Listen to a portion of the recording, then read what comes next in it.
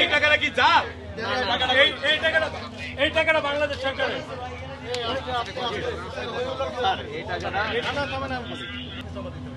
নকল টাকা দিয়েছে।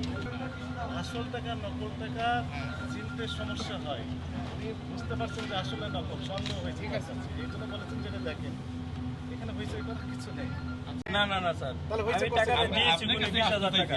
এখন আমি বলি, আমি স্টাফের কাছ থেকে শুনেছি, উনি বলতেছেন টাকাটা একটু সন্দেহজনক। হ্যাঁ, গতকাল দুইটা 1,000 টাকা নোট নকল দেওয়া হয়েছে জরিমানার টাকা।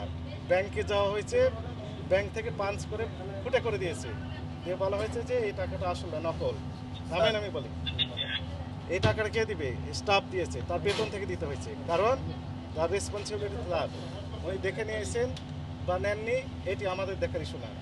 ব্যাংকের ট্রেজারিতে যখন জমা হবে, ব্যাংকের কর্মকর্তারা এগুলো দেখে নেন যে আসলে নকল। যদি নকল হয় তাহলে ওটা পাঞ্চ করে দিয়ে বলেন যে এই টাকা চলবে না।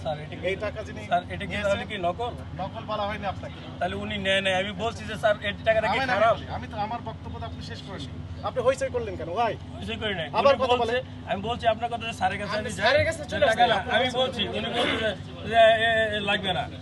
তারপরে আমি রিকোয়েস্ট করছি, দেখেন আপনি নেবেন না কেন, নকল হলে বলেন আমাকে, আমি এখন আমার কাছে আসতে পারতেন। আমি আসতে চেয়েছিলাম। এত হইচই করে মানে আছে না আপনি ওইখানে চলে যান, আপনি সব ঝামেলা শেষ এইটুকুর জন্য না না আমি স্যারের কাছে আসতে চাইছিলাম। আপনি সরাসরি স্যারের কাছে আমাকে অনেকবার ধন্যবাদ দিয়ে গেছে, আসছিল অনেকবার আসছে স্যার।